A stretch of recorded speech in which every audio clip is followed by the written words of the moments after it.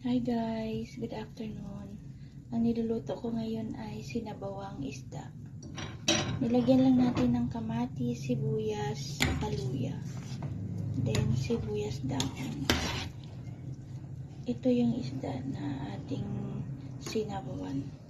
Hindi ko alam yung tawag niya. Then maglalagay tayo ng sili.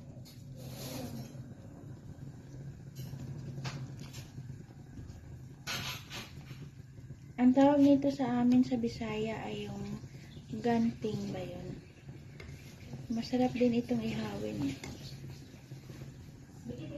Tikman natin.